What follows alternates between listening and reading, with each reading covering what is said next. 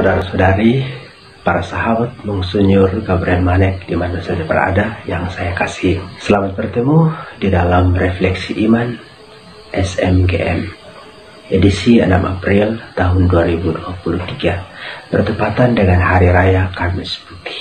Judul refleksi kita pada kesempatan ini adalah cinta kasih versus dosa. Mengawali perayaan Trihari Suci, mengenang sengsara, wafat, dan kebangkitan Tuhan kita Yesus Kristus dengan merayakan Hari Kamis Putih. Mengapa disebut Kamis Putih? Sekilas sejarah yang diambil dari situs Britannica, penamaan terhadap perayaan Hari Kamis Putih sudah dimulai sejak abad pertengahan, diambil dari judul lagu kebangsaan Latin yang dinyanyikan oleh Gereja Katolik Roma setiap kali merayakan Hari Raya Kamis Putih yang berjudul Mandatum Novum Vobis. Perintah baru kuberikan kepadamu. Perintah itu ialah, hendaklah kamu saling mengasihi sama seperti aku telah mengasihi kamu. Yohanes bab 13 ayat 34. Maka perayaan Kamis Putih adalah perayaan cinta kasih. Warna liturginya putih. Dan seturut pengalaman, umat Allah pun meskipun tidak diatur secara resmi di dalam liturgi, umat Allah menyelaraskan pakaian gerejanya atau kostumnya dengan warna liturgi hari yang bersangkutan, yakni warna putih. Saya percaya malam hari ini perayaan Kamis Putih itu didominasi oleh warna putih. Semoga dominannya putih dalam perayaan Hari Kamis Putih itu melambangkan putihnya hati dan pikiran kita masing-masing. Saudara-saudariku yang saya cintai, perayaan Hari Raya Kamis Putih sebetulnya adalah perayaan kenangan. Kenangan akan apa? Yang pertama, kenangan akan saat-saat genting Allah hendak menyelamatkan bangsa Israel dari perbudakan di Mesir. Keluaran bab 12 ayat 1 sampai dengan 14. Yang kedua adalah kenangan akan saat-saat terakhir Yesus hendak memasuki situasi sakaratul maut dan dia mengadakan perjamuan malam terakhir.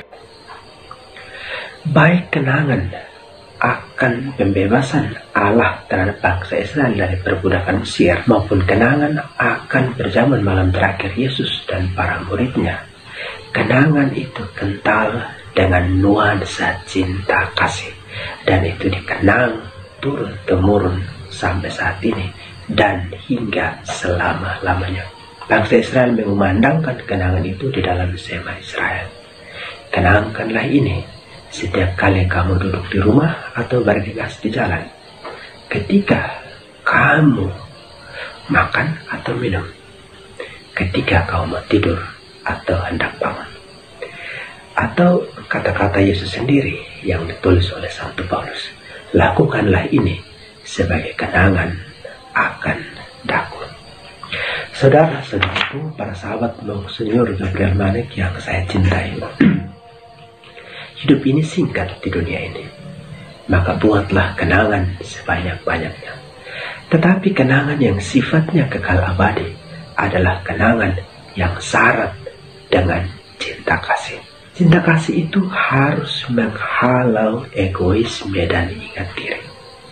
Dalam kitab Keluaran dicatat, jika satu keluarga terlalu sedikit untuk menghabiskan domba seekor, bolehlah ia bergabung dengan tetangga.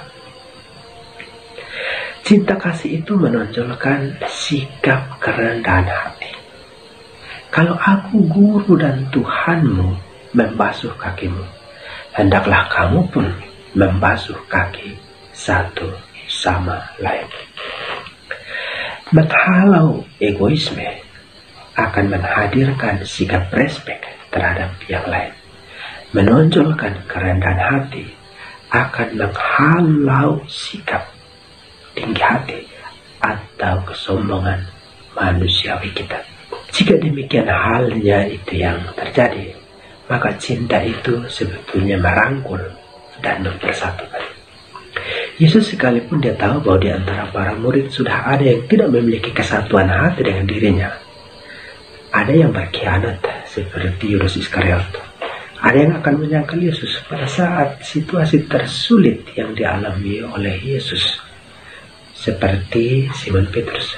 Tapi Yesus tetap mau mengadakan perjamuan malam terakhir dengan mereka. Allah itu tidak membeda-bedakan manusia menurut status berdosa atau tidak berdosanya manusia. Allah tetap menyelamatkan manusia melalui peristiwa Paskah Putra Tunggalnya Yesus Kristus. Ada satu ilustrasi. Suatu ketika seorang papa bertanya kepada istrinya yang sementara menggendong bayi mereka yang baru berusia 1 bulan. Dia berkata, "Ibu, manusia itu berdosa. Dan Allah lebih tahu kalau manusia itu berdosa. Tetapi mengapa Allah mau mati-matian menciptakan manusia?" Lalu ibu itu berbalik kepada suaminya dan berkata, "Papa lihat anak kita ini. Ia baru berumur 1 bulan. Apakah Bapak percaya bahwa kelak jika dia dewasa nanti, dia akan menyakiti hati kita?" Bapak itu menjawab, "Ya pasti. Suatu saat ketika dia dewasa, dia pasti akan menyakiti hati kita, walaupun hanya dengan satu tindakan saja." Lalu ibu itu menyambung, "Demikianlah halnya kita. Sekalipun saya tahu bahwa anak ini kelak akan menyakiti hati kita, tetapi saya tetap mau melahirkan anak ini. Karena apa? Cinta saya kepada anak ini jauh melebihi apa yang dia akan buat untuk kita." Itulah Allah. Sekalipun Allah tahu bahwa manusia itu berdosa, tetapi dia tetap mau menebusnya. Karena cinta Allah kepada manusia jauh melebihi dosa manusia.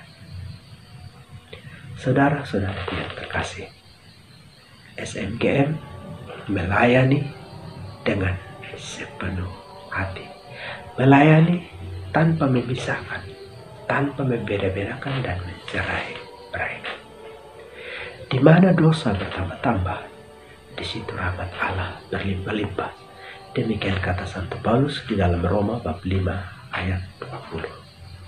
Di mana ada kesusahan, kesulitan, tantangan hidup, percecokan, perselisihan di antara manusia, di situ SMGM harus hadir untuk melipat gandakan cinta Allah di dunia.